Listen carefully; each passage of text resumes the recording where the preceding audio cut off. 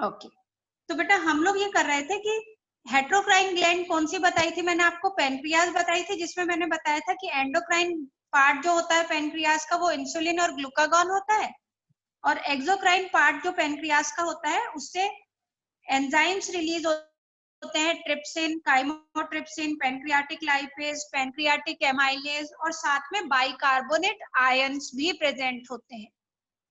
तो इस तरह से पेनक्रियाज को हम एक हेट्रोक्राइन ग्लैंड कंसीडर कर लेते हैं। तो ये यहाँ पे हम लोगों का कंप्लीट हुआ क्या बेटा, epithelial tissue.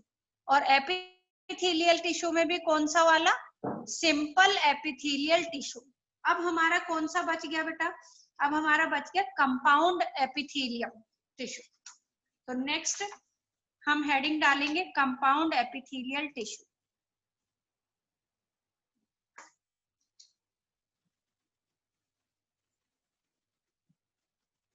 Compound epithelium, compound epithelium as the name indicate, कहीं पे भी वर्ड आता है कंपाउंड, कंपाउंड का मतलब होता है which is made up of more than one thing. कोई चीज अगर एक से ज्यादा चीजों से बनती है तो उसको हम कंपाउंड या कॉम्प्लेक्स कहते हैं। तो हमने कहा था कि epithelial tissue is single layer thick, यानी सेल की एक लेयर ही थिक थी। कभी भी हमने बनाई वो केवल एक लेयर बनाई, चाहे तो वो हमने स्क्वेमस बनाई, चाहे वो हमने क्यूबॉइडल बनाई, या फिर हमने कॉलमिनर बनाई। But compound epithelium are multi layer. तो सबसे फर्स्ट पॉइंट आएगा कंपाउंड एपिथेलियम का क्या, कि compound epithelium it is multi layer. कैसी होती है बेटा, मल्टी लेयर्ड होती है, मल्टी लेयर्ड एपिथेलियल सेल्स। ये फर्स्ट पॉइंट हो गया। सेकेंड पॉइंट बेटा, it also rest on basement membrane, क्योंकि एपिथेलियम है ना, तो रेस्ट तो किस पे, प्रेजेंट तो किस पे होगी, बेसमेंट मेम्ब्रेन पर। तो it is also rest on basement membrane. ये भी किस पे रेस्ट करती है बेटा, बेसमेंट मेम्ब्रेन पर रेस्ट करती है। थर्ड पॉइंट, अब मैं पहले इसका डायग्राम ड्रॉ करती हूँ so that you are able to understand what is the difference between this. तो सपोज मैं इसको ड्रॉ कर देती हूँ, ये इसको मैं बना दिया बेसमेंट में, ओके, ये ब्लैक से मैंने बना दिया बेसमेंट में।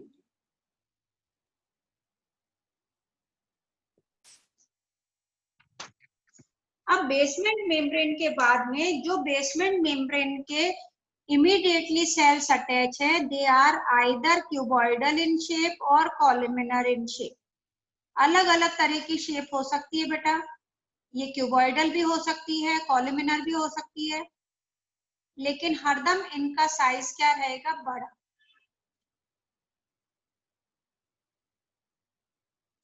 तो जो बेसमेंट मेम्ब्रेन के ऊपर लेयर कंपाउंड एपिथेलियम की प्रेजेंट होती है, इन लेयर को क्या कहा जाता है, इन लेयर को कहा जाता है बेटा जर्मिनेटिंग लेयर, जर्मिनेटिंग लेयर बोल सकते हो आप इसको, या फिर आप इसको प्रोलिफरेटिंग सेल्स भी कह सकते हो, प्रोलिफरेटिंग सेल्स। इसका मीनिंग क्या हुआ, प्रोलिफरेट, प्रोलिफरेट का मतलब होता है कोई चीज जब जो आगे की तरफ बढ़ती जाए, या जिसका साइज इंक्रीज होता जाए, या जिसका नंबर इंक्रीज होता जाए, उसके लिए वर्ड हम यूज करते हैं प्रोलिफरेट होना।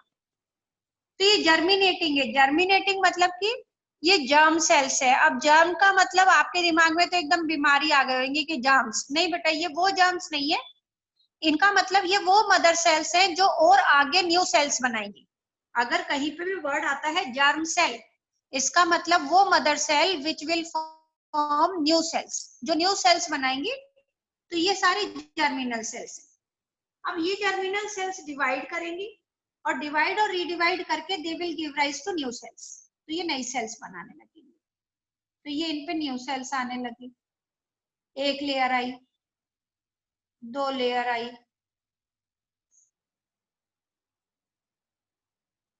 3 लेयर, मल्टी लेयर्ड आएंगी बेटा।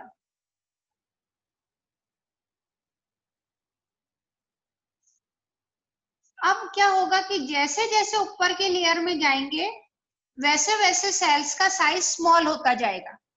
ये यहाँ पे जर्मिनेटिंग की जस्ट अबाउट देखो मैंने बिगर साइज की बनाई है, फिर इससे नेक्स्ट जो बनाई है वो इनसे स्मॉलर बनाई है, फिर ये और स्मॉलर बनाई है, फिर और भी स्मॉलर बनाई है बेटा, और फिर और भी स्मॉलर बनेंगी, फ्लैट फ्लैट बनने लगेंगी इस तरह से, और भी फ्लैट। और एक चीज और ध्यान देना कि जितनी भी मैं ये फ्लैट सेल्स बना रही हूँ इनमें मैंने किसी में भी न्यूक्लियस नहीं बनाया है, इनमें मैंने किसी में भी न्यूक्लियस, इन सब में मैंने डॉट बनाया है यानी न्यूक्लियस बनाया है, इनमें मैंने न्यूक्लियस नहीं बनाया है, यानी ये वाली सेल्स अब क्या हो गई है, डेड सेल्स। ठीक है, ये सेल्स क्या हो गई है, डेड सेल्स। अब सिंपली ये डेड सेल्स हो गई है और इनके अंदर डिपोजिशन होने लग जाता है किसका, केराटिन का। किसका डिपोजिशन,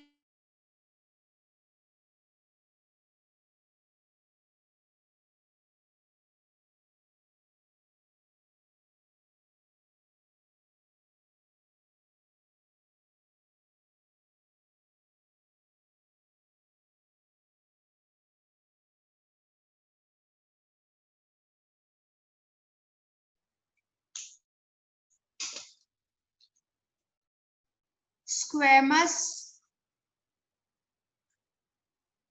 केराटिनाइज्ड, कंपाउंड एपिथेलियम। सारी पेन बंद खत्म हो गई। कंपाउंड एपिथेलियम कहने का मतलब कि स्ट्रेटिफाइड है। स्ट्रेटिफाइड कहीं पे भी वर्ड आता है उसका मीनिंग होता है मल्टी लेयर्ड। क्या मीनिंग होता है बेटा स्ट्रेटिफाइड का, मल्टी लेयर्ड। तो इसका पूरे का मीनिंग हुआ स्ट्रेटिफाइड यानी मल्टी लेयर्ड, स्क्वेमस यानी कि ये वाली सेल्स स्क्वेमस है, केराटिनाइज्ड यानी जो टॉप मोस्ट की सेल जो डेड सेल है उनमें केराटिन प्रोटीन डिपॉजिट हो जाता है, और कंपाउंड क्योंकि मल्टी लेयर्ड है इसलिए हम इसको कहते हैं कंपाउंड एपिथेलियम। तो इस तरह से जो लोअर मोस्ट सेल होती है उन्हें जर्मिनेटिंग सेल, वो प्रोलिफरेट करती है यानी continuously divide and redivide to form new sales.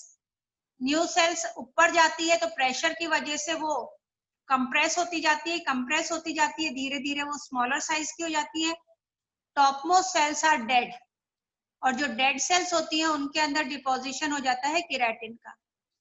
Example हो गया बेटा हमारी स्किन। हमारी स्किन अगर आप लोगों के किसी के बच्चे के, वैसे ऐसा किसी के ना हो लेकिन कभी किसी के फ्रैक्चर वगैरह हुआ हो तो प्लास्टर लगता है बेटा, और जब प्लास्टर चढ़ता है तो हम वो वाले पोर्शन को धोते नहीं है, पानी नहीं लगाते हैं। तो जब प्लास्टर खुलता है तो वहां पे आपको डेड स्किन मिलती है, बहुत सारी मोटी मोटी लेयर मिलती है बेटा। जब उनको हल्का सा पानी में गर्म पानी डाल के और उसको धोने की कोशिश करते हैं तो पूरी बहुत ज्यादा लेयर में उतरती है बेटा, और जब वो बहुत ज्यादा लेयर में उतरती है तो नीचे की सेल्स जो होती है वो थोड़ी सी रेडिश कलर की आपको दिखाई देंगी, वो ये वाली सेल्स दिखाई देंगी क्योंकि वो केराटिन वाला पार्ट हमारा हट रहा है। एक और इसका एग्जाम्पल आज आप घर में कर सकते हो, बहुत इजी तरीका है बेटा। मम्मी के पास मैल उतारने के लिए एक पत्थर होता है बेटा, आज जब नहाने जाओ ना तो अपनी इस स्किन को खूब अच्छे से ऐसे ऐसे उस पत्थर से रगड़ लेना, रगड़ के और फिर आप धो लेना, आपकी सारी केराटिन वाली स्किन निकल जाएगी। उसके बाद बेटा कुछ भी हल्का सा भी अगर थोड़ी सी मिर्ची भी लगा के देख मत लेना, मिर्ची जलन हो जाएगी बहुत ज्यादा। आप हल्का गर्म पानी भी डालोगे तो आपको बहुत जलेगा। क्यों जलेगा, क्योंकि आपके ऊपर की डेड स्किन रिमूव हो गई। इसका मतलब ये जो केराटिनाइज्ड स्किन है ये हमारे प्रोटेक्शन का काम करती है। अगर ये नहीं हो तो हमें पूरे दिन भर केवल क्या होता ही रहे, बर्निंग सेंसेशन ही होती रहे, कभी किसी केमिकल की वजह से, कभी किसी केमिकल की वजह से। तो ये, और बैक्टीरियल इन्फेक्शन हो जाए वो अलग। तो ये हमें प्रोटेक्शन प्रोवाइड कर रही है against the bacterial infection also. It protect us from the entry of the pathogen and it protect us from the burning sensation also.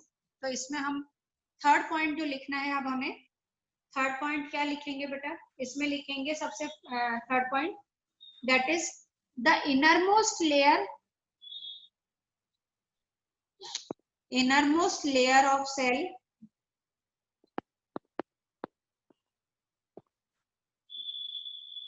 is called germinating cells, which give rise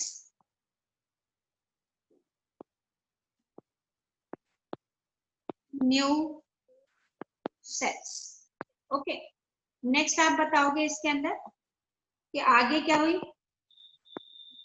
fourth point, the newly formed cell, जो नई नई बना रही है, कौन बना रहा है बेटा, germinating cell. The newly formed cell moves outward, बाहर की तरफ मूव करेंगी बेटा, एंड गेट फ्लैटेन, कैसी हो जाएंगी बेटा, फ्लैट हो जाएंगी। उसके बाद में the uppermost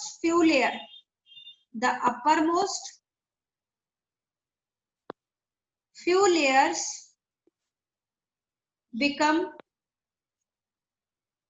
hard, dead and deposit keratin। किसको डिपॉजिट करती है, केराटिन, ठीक है। So to protect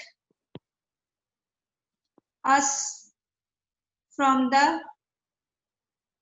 attack of pathogen, pathogen के अटैक से प्रोटेक्ट करती है। एग्जाम्पल आ जाता है बेटा हमारी स्किन कह लो, हमारी स्किन कह लो, नहीं तो हमारी एनसीईआरटी बुक में दे रखा है द स्किन ऑफ टेरेस्ट्रियल, यानी जो लैंड पर रहने वाले एनिमल होते हैं, टेरेस्ट्रियल वर्टिब्रेट्स। अब टेरेस्ट्रियल वर्टिब्रेट्स में रेप्टाइल्स आते हैं बेटा, बर्ड्स आते हैं और मैमल्स आते हैं। तो उन सबकी स्किन किसकी बनी होती है बेटा, केराटिनाइज्ड स्ट्रेटिफाइड स्क्वेमस एपिथेलियम की बनी हुई होती है। अब हम लोग आते हैं नेक्स्ट कंपाउंड एपिथेलियम का second part, that is non keratinized. पहला हमने करा है बेटा केराटिनाइज्ड, दूसरा हम करेंगे नॉन केराटिनाइज्ड। सारी चीज बिल्कुल सेम रहती है, केवल यहां तक, केवल केराटिन का डिपोजिशन नहीं होता, तो उसको हम लोग ड्रॉ करते हैं कैसे।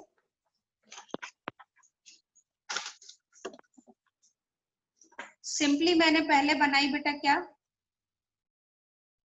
बेसमेंट मेम्ब्रेन बना दी। बेसमेंट मेम्ब्रेन पर मैंने अब ड्रॉ करूंगी जर्मिनेटिंग सेल्स,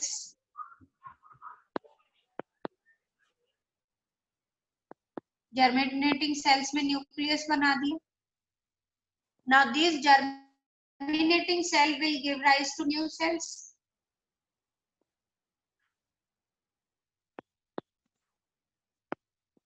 ये basement membrane,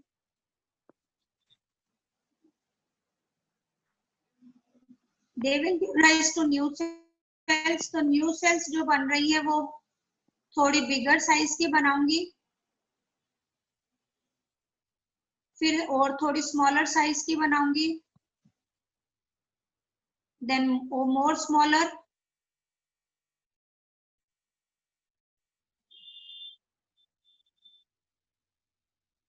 more smaller, but all these cells are living।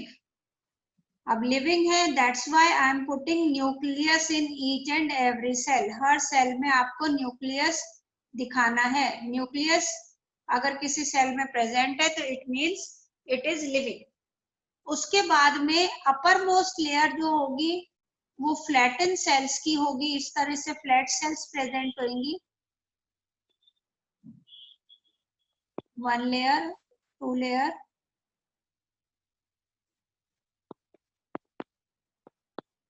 3 layer.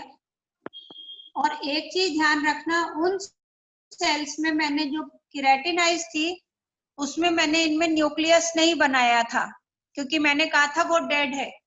इसमें हम लोग न्यूक्लियस बनाएंगे क्योंकि ये डेड नहीं है, फ्लैटेंड सेल है लेकिन डेड नहीं है। तो ये वाली अपर मोस्ट क्या हो गई बेटा, स्क्वेमस सेल हो गई। ओके, तो मैं इसका क्या नाम दे सकती हूँ, हम इसका नाम दे सकते हैं बेटा non keratinised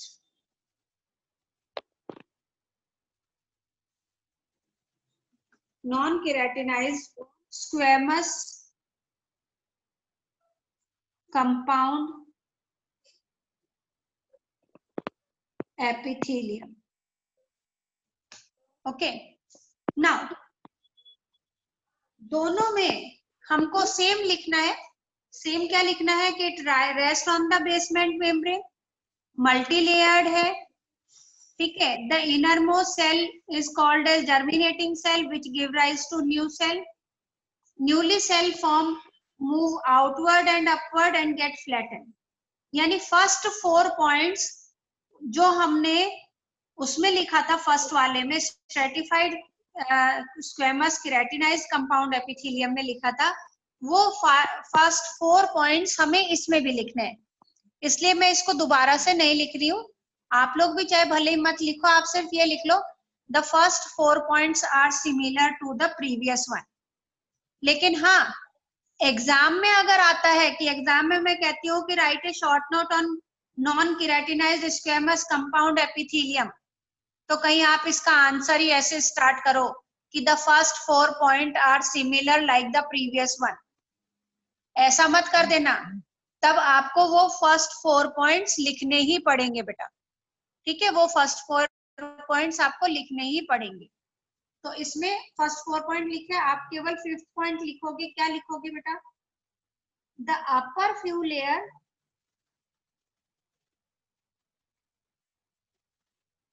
become flattened but remain alive, यानी कि लिविंग रहेगी। It only provide slight protection. It only provides slight protection against wear and tear. टूट फूट से हल्का सा प्रोटेक्शन प्रोवाइड करता है ये। और एग्जाम्पल क्या आ जाता है बेटा, एग्जाम्पल आ जाता है आप लोगों का बकल कैविटी, आपके मुंह के अंदर बकल कैविटी की लाइनिंग जो होती है वो भी स्क्वेमस एपिथेलियम की होती है बेटा। फेरिंग्स की लाइनिंग भी यही होती है। Oesophagus is also this same. Okay, तो this is about the compound epithelium. ये हम लोगों का एपिथेलियल टिश्यू कंप्लीट हुआ है बेटा। Now tomorrow we will do connective tissue. Okay, तो now today's class is over. Thank you. Bye. Tina, stop the recording. Bye, ma'am.